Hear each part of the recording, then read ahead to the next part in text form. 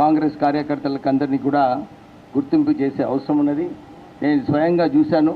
మహేష్ కుమార్ గౌడ్ గారు కూడా ఎప్పుడు ఏ కార్యక్రమంలో చర్చ జరిగినప్పుడు అరే ఏ పేరు ఇచ్చినా కానీ కేవలం ఎవరైతే కాంగ్రెస్ పార్టీకి పనిచేస్తున్నారో వాళ్ళ పేర్లే రికమెండ్ చేయాలని చెప్పి ఎప్పుడు కూడా చెప్తూ ఉంటారు. మీనాక్షి నటరాజన్ గారు కూడా వారు కూడా ఎప్పుడు కూడా ఇదే ఆలోచనతో లేదు పార్టీని ఎట్లా స్ట్రాంగ్ చేయాలి, ఈ పార్టీని ఎట్లా ముందుకు తీసుకువెళ్ళాలని చెప్పి ఎప్పుడు ఇదే చర్చలు జరుగుతుంటాయి. అదే దృష్టిలో పెట్టుకొని ఈరోజు మహేష్ కుమార్ గౌడ్ గారు అన్ని జిల్లాలలో తిరుగుతున్నాడు. జిల్లాలలో తిరిగి మన అందరి కార్యకర్తలకు ఒక ప్రోత్సాహం చేయడం, ఒక జోష్ పెరగాలని చెప్పి వారు తిరుగుతున్నారు. నిజంగానే ప్రెసిడెంట్ గారికి వారికి కృతజ్ఞతలు చెప్తూ ఇప్పుడే అందరు చెప్పినట్టు ఈ రాష్ట్ర ప్రభుత్వం రేవంత్ రెడ్డి గారు వచ్చిన తర్వాత మంచి సంక్షేమ కార్యక్రమాలు జరుగుతున్నాయి. అన్ని చోట్ల కూడా అందరు కూడా ఇదే చెప్తున్నారు.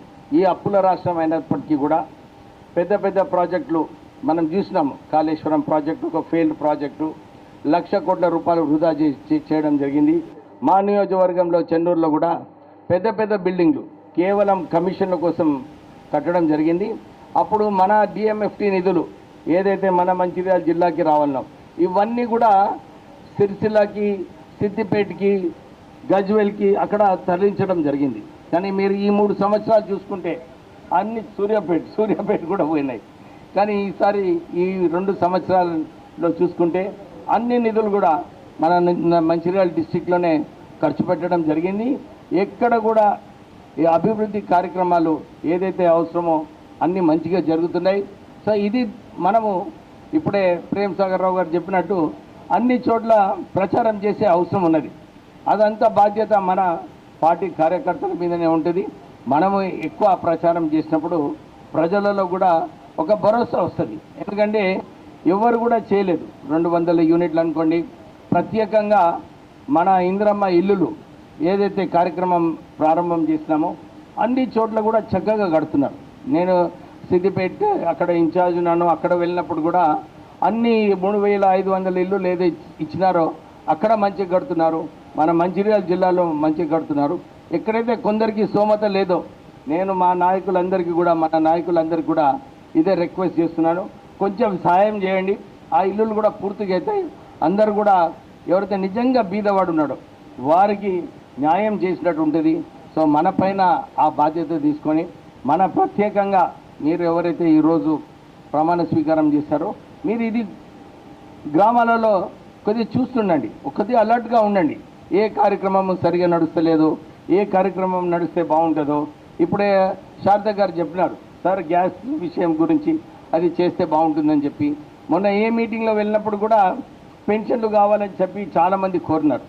మేము కూడా క్యాబినెట్లో చర్చించినప్పుడు ఇదే చెప్పినాము, ఈ కార్యక్రమం తీసుకుంటే బాగుంటుందని చెప్తే మొన్న వారు ముఖ్యమంత్రి గారు, మన పిసిసి ప్రెసిడెంట్ గారు ఢిల్లీలో సమావేశమైనప్పుడు వాళ్ళు ఇదే చెప్పారు, లేదు మనం ఇవ్వాలి అని చెప్పి మొన్న బడ్జెట్లో 2 లక్షల పెన్షన్లు కూడా శాంక్షన్ కావడం జరిగింది.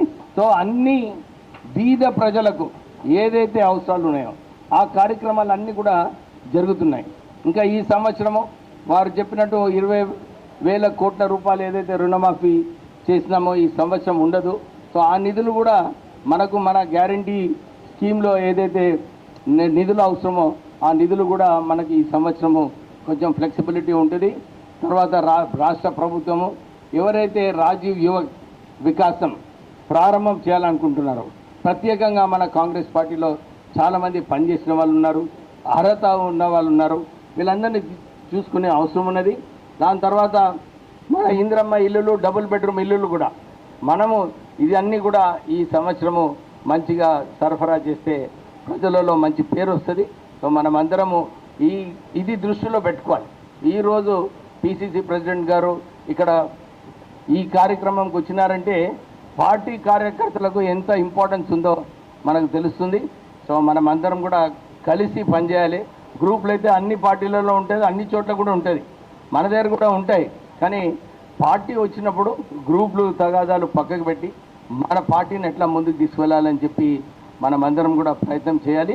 మళ్ళొకసారి పిసిసి ప్రెసిడెంట్ గారు ఈ సమావేశానికి, మన సచిన్ గారు ఈ సమావేశానికి మన జూపల్లి కృష్ణారావు గారు వచ్చినందుకు మీ అందరికీ కూడా కృతజ్ఞతలు చెప్తూ ముగిస్తున్నాను. జై కాంగ్రెస్. ఈరోజు ఏదైతే కార్యక్రమం ఏర్పడిందో చాలా రోజుల తర్వాత పిసిసి అధ్యక్షుడు